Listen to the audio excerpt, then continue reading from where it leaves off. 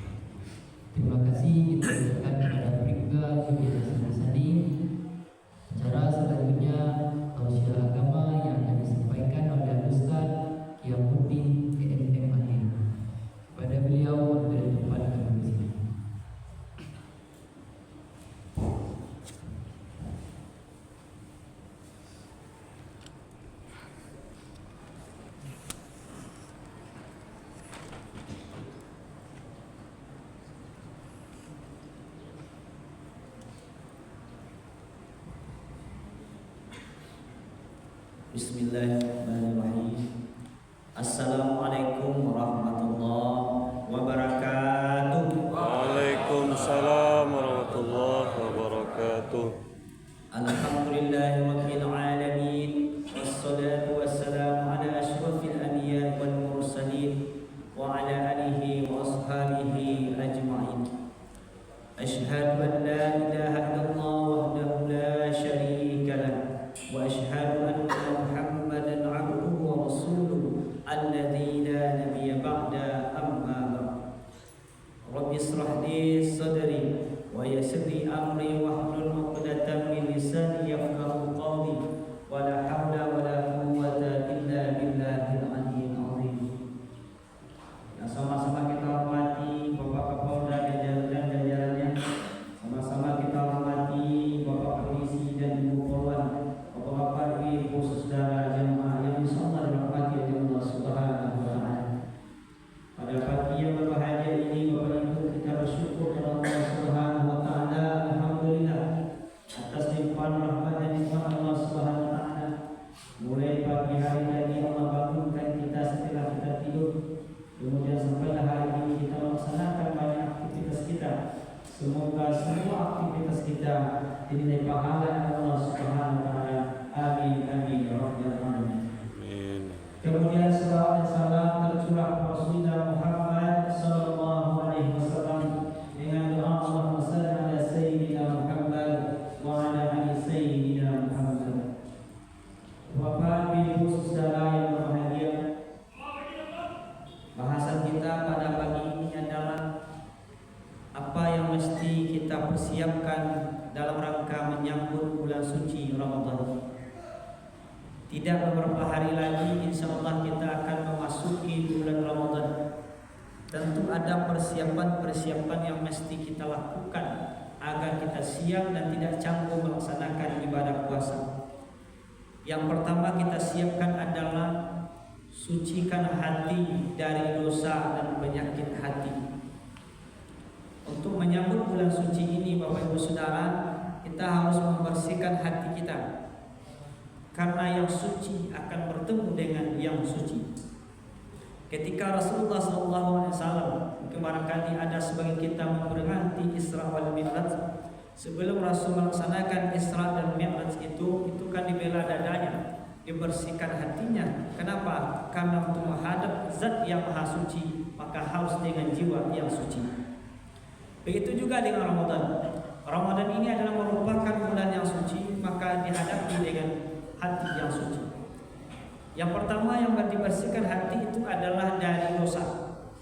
Dosa ini, dosa kepada Allah sudah jelas, seperti melalaikan sholat, seperti misalnya tidak melaksanakan perintah Allah, meninggalkan larangannya, tidak meninggalkan larangannya, dan lain sebagainya. Semua dosa-dosa itu dosa yang besar. Kita bertobat dan minta ampun kepada Allah Subhanahu wa taala.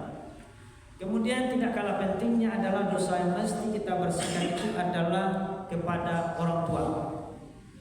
Maka menjelang Ramadan ini, yang pertama kali manusia, kalau orang tua kita masih hidup, yang pertama kali yang kita telepon, yang kita datangi adalah orang tua.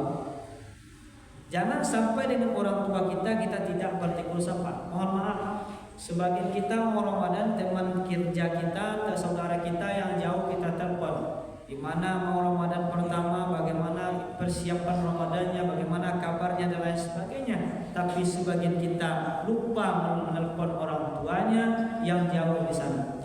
Atau mungkin barangkali karena dia tersinggung dan lain sebagainya, orang tua yang dekat dari rumahnya tidak dilihatnya. Ramadan mau datang, apalagi kita selaku anak ini mungkin barangkali pernah tersinggung dan tersakiti oleh orang tua kita. Kemudian atas dasar itu kita memutuskan silaturahim. Percuma saja kita puasa kalau silaturahim itu tidak kita sambung kembali.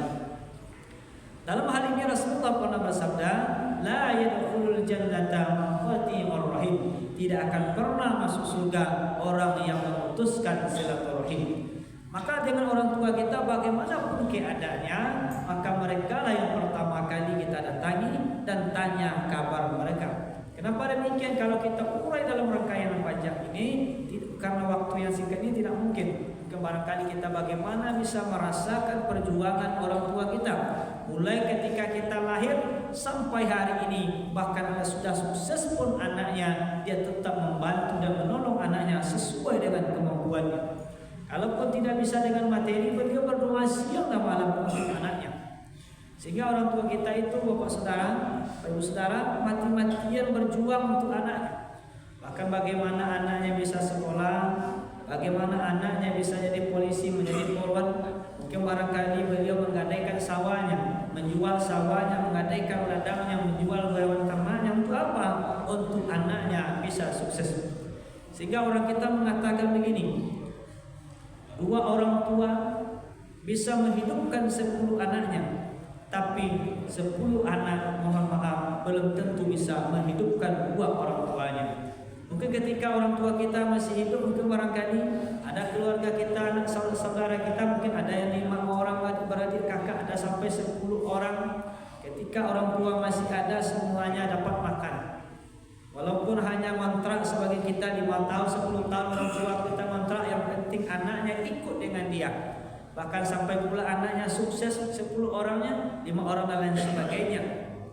Tapi ketika anaknya sudah sukses, apakah jaminan nanti anaknya akan bisa mensukseskan atau membahagiakan orang tuanya? Belum tentu.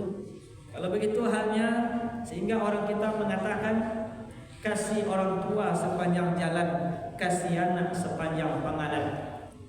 Kalau anak yang dendam sama orang tuanya sampai orang tuanya tidak ditegur dan lain sebagainya, jangan sampai ini terjadi. Ramadan mau datang, jangan kita menduga dengan puasa yang bagus, kemudian banyak sedekah, nanti kita hubungan tidak baik dengan orang tua, dengan itu kita masuk surga. Tidak. Maka yang pertama yang mesti kita datangi, kita meminta adalah orang tua.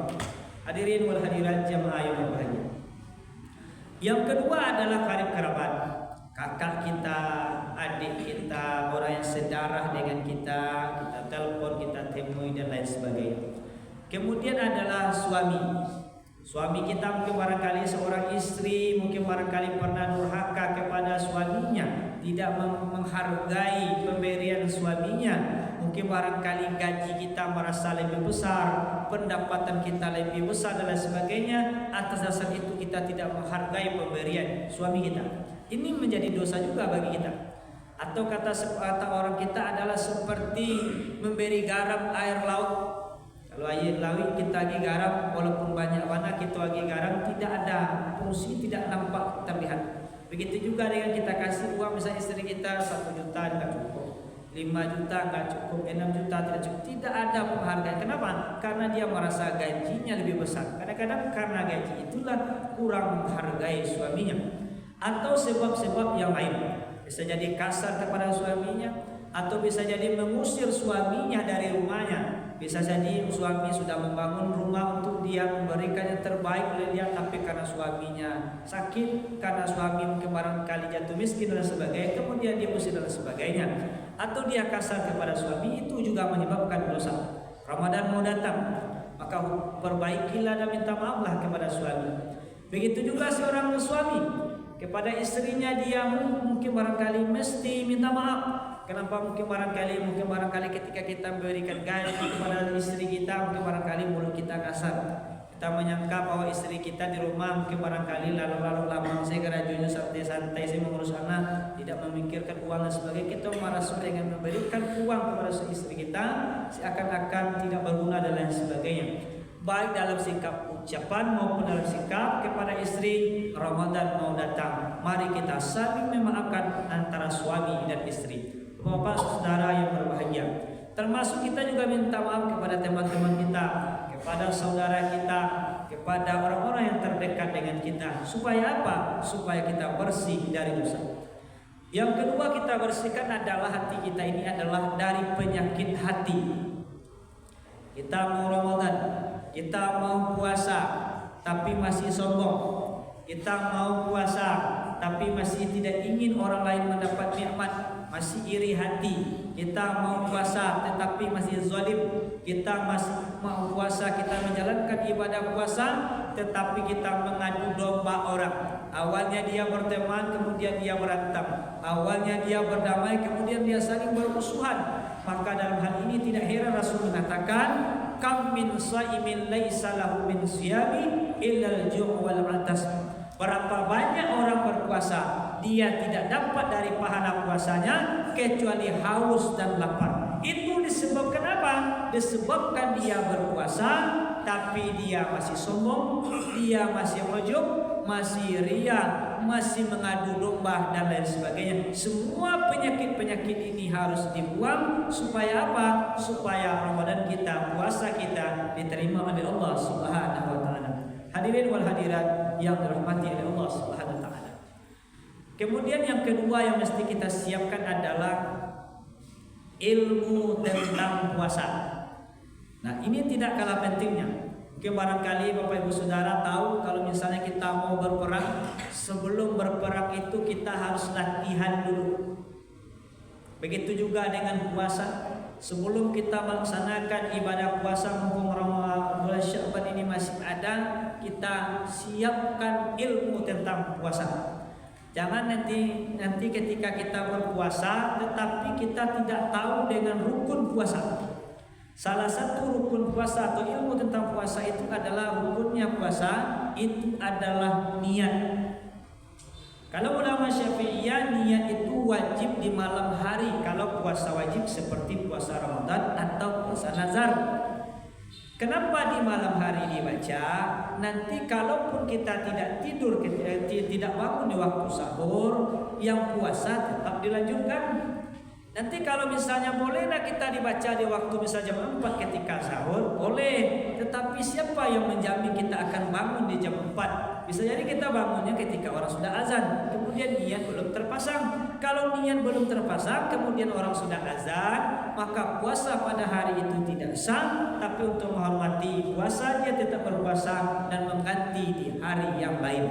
Makanya untuk mewaspadai itu supaya kita tidak gagal puasa di hari itu, maka niat tidak boleh karena dia rukun tidak boleh dipisahkan.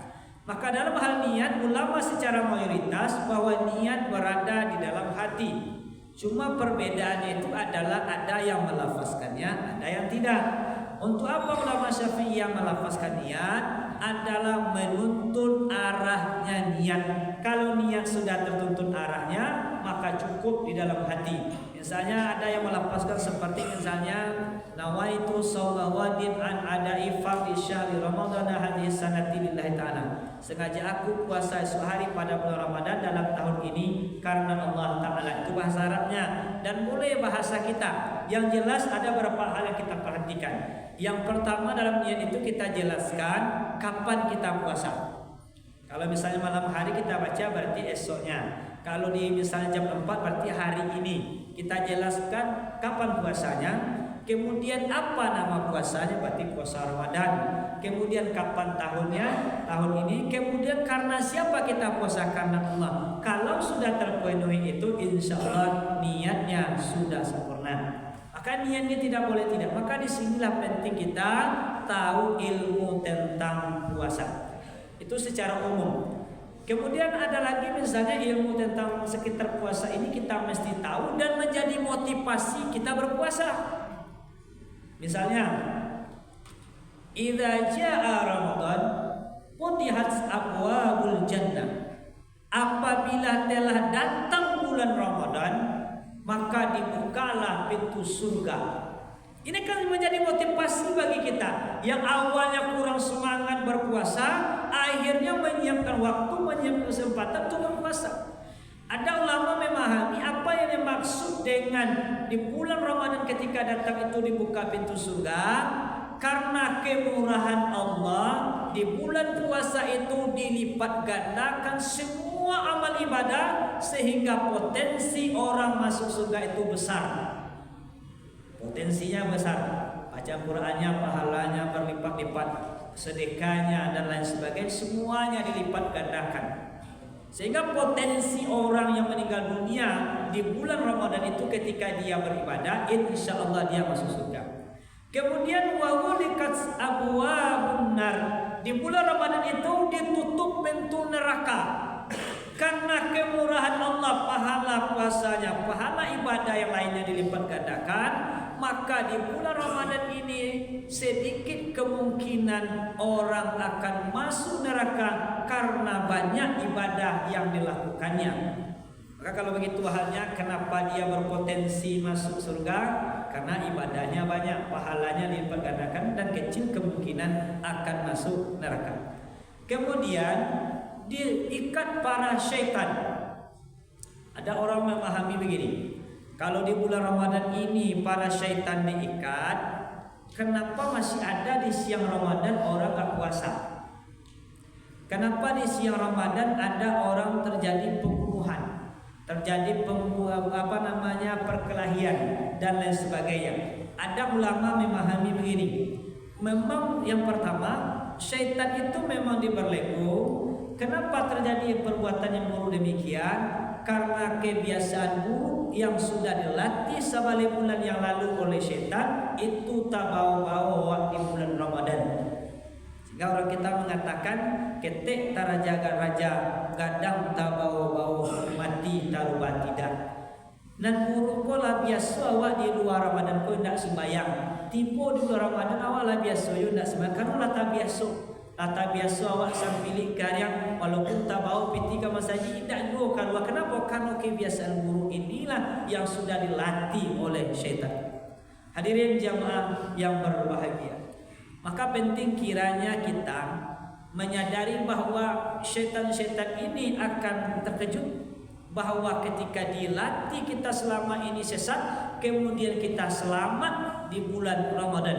Berarti dia susah payah melatih kita, tapi kita keluar dari keburukan kepada kebaikan.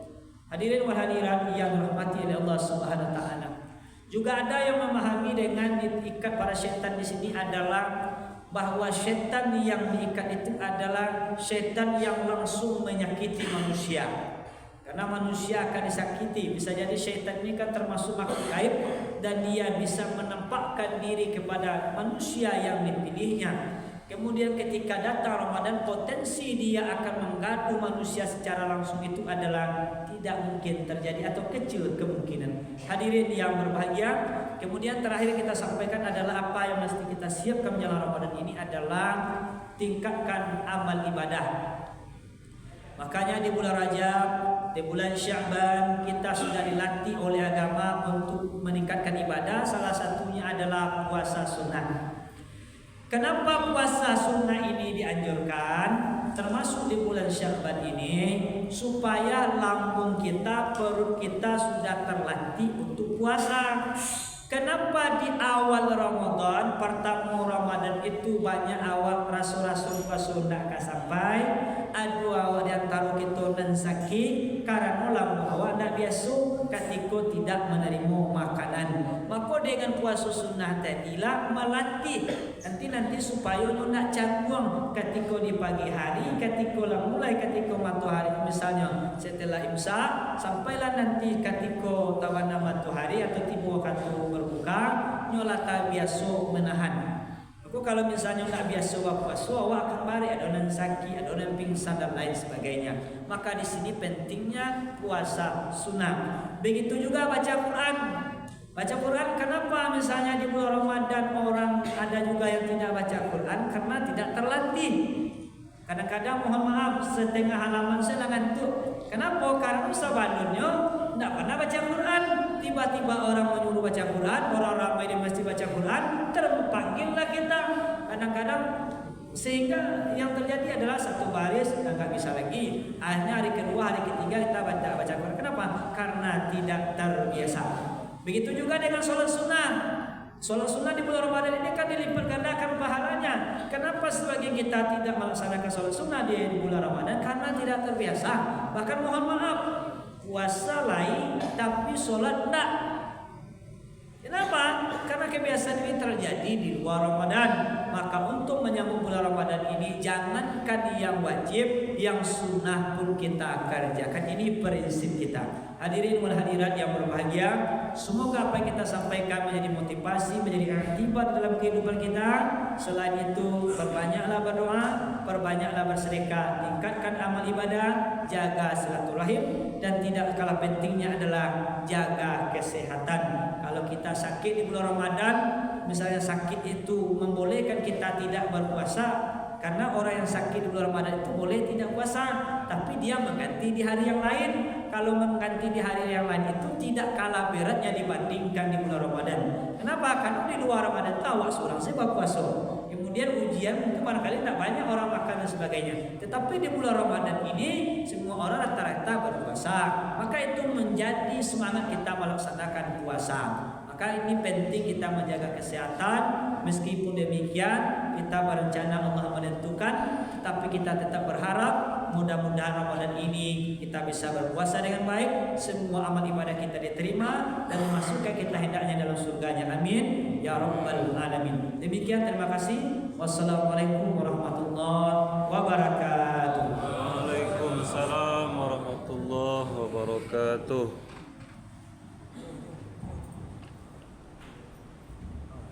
Terima kasih.